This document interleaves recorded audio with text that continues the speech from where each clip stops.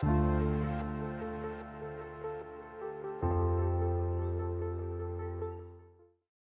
Yesus Kristus menurut Matius. Dimuliakanlah Tuhan. Setelah mendengar berita kelahiran penyelamat dunia, para gembala-gembala cepat-cepat berangkat ke Betlehem dan mendapat Maria dan Yusuf serta bayi yang terbaring di dalam palungan. Ketika melihat bayi itu, para gembala memberitahukan apa yang telah dikatakan kepada mereka tentang anak itu. Dan semua orang yang mendengarnya heran tentang apa yang dikatakan gembala-gembala itu. Namun Maria menyimpan segala perkara itu di dalam hati dan merenungkannya. Maka kembalilah gembala-gembala itu sambil memuji dan memuliakan Allah karena segala sesuatu yang mereka dengar dan mereka lihat. Semuanya sesuai dengan apa yang telah dikatakan kepada mereka. Ketika genap 8 hari umurnya, anak itu disunatkan.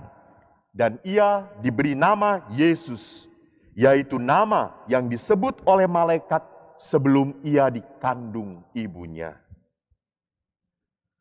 Injil Tuhan, terpujilah Kristus.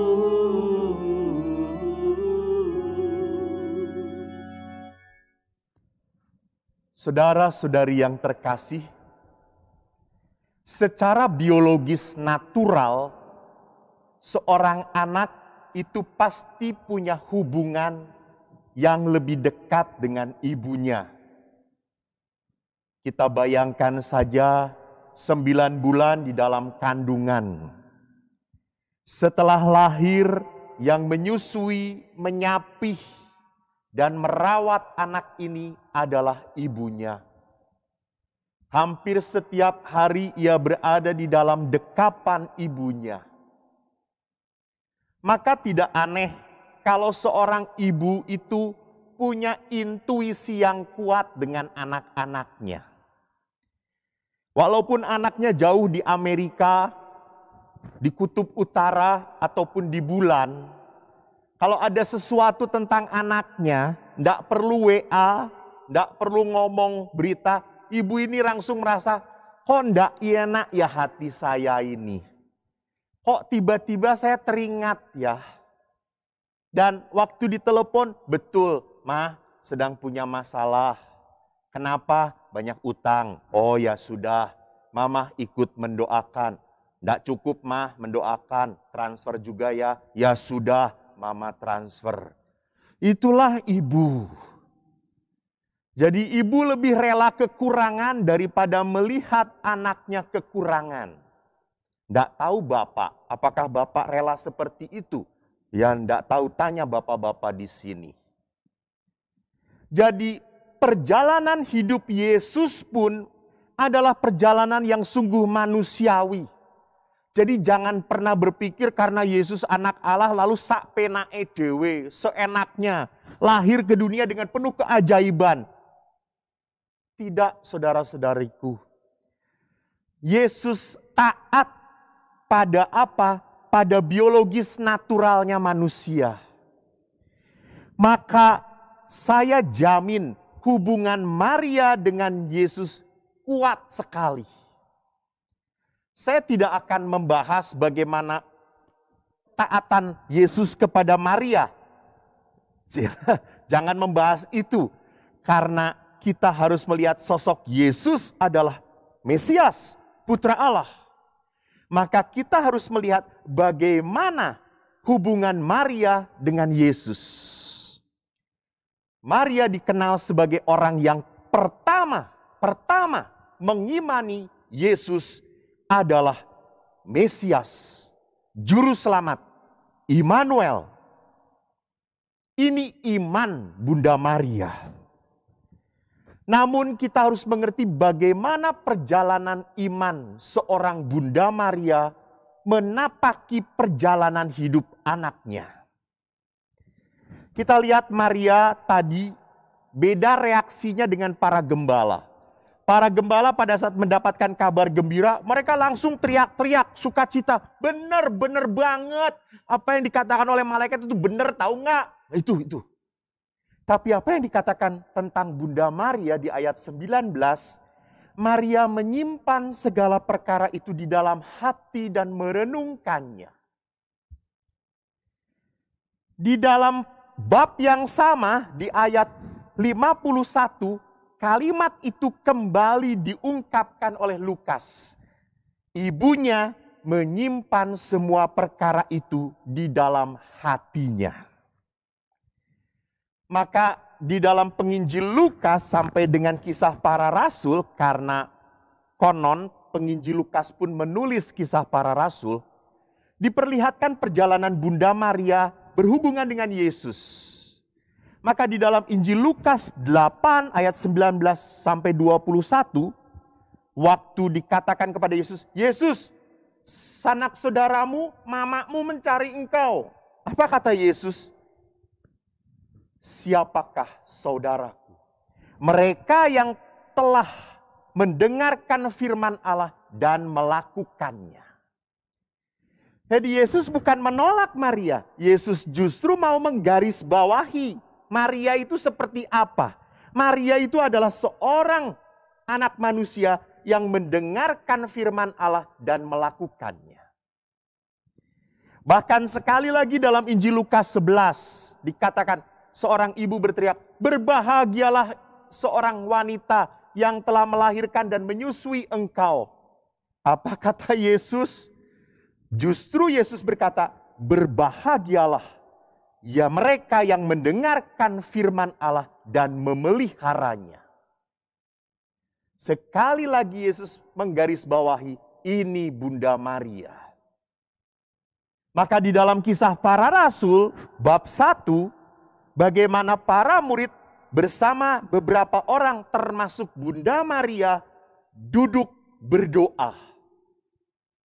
Begitu setianya Bunda Maria. Jadi Bunda Maria memang menjadi model hidup seorang beriman. Bagaimana dia menjadi model seorang hidup beriman? Bunda Maria bukan tipe orang yang ingin cepat-cepat mengerti, memahami maksud Tuhan. Bukan ingin cepat-cepat segera mengenal, oh ini toh maksudnya Tuhan. Oh ini toh maunya Gusti itu. Bukan. Bahkan Maria pun selalu merenungkannya. Mungkin Bapak Ibu yang berkutat di hidup rohani kenal kata rema. Rema. Mari kita renungkan rema. Apa itu rema? Rema itu peristiwa yang dikontekskan dengan firman Allah. Itu rema. Dan Maria sungguh merenungkan rema. Peristiwa di mana dia dikunjungi Gabriel. Gabriel mengatakan apa yang dikatakan Tuhan. Elizabeth berteriak, siapakah aku sampai ibu Tuhanku? Dan ini firman Allah dan peristiwa yang selalu menjadi sebuah pergumulan dalam hati Bunda Maria. Untuk mengerti apa makna dari setiap peristiwa. Apa yang Tuhan mau dari setiap peristiwa ini. Sekarang mari kita bandingkan dengan hidup kita. Kita dalam menghadapi masalah, musibah, selalu ingin cepat-cepat cari jawaban, cari kejelasan, dan cari alasan yang tepat. Saya belum mau menerima dengan ikhlas, itu ya istilahnya. Saya nggak akan ikhlas menerima kalau saya nggak ngerti, kalau saya nggak jelas. Kalau saya bisa dijelaskan kenapa kok saya. Jadi ini orang-orang yang punya tipenya adalah tipe apa? Kesombongan. Orang sombong itu ingin mengerti dulu baru nerima. Rendah hati beda. Orang rendah hati adalah menerima terlebih dahulu. Baru di situ ada sukacita. Baru di situ ada kedamaian. Saya pernah bersharing tentang pasangan suami istri yang bergumul beberapa bulan yang lalu. Seorang pasangan suami istri yang masih muda. 2 tahun mengharapkan kelahiran seorang anak.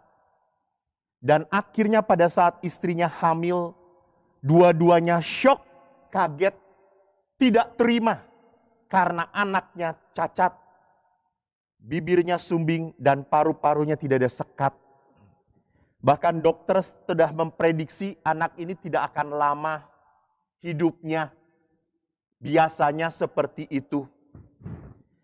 Sampai terpikir dari kedua orang tua ini untuk mengaborsi saja. Supaya nggak berkepanjangan masalahnya.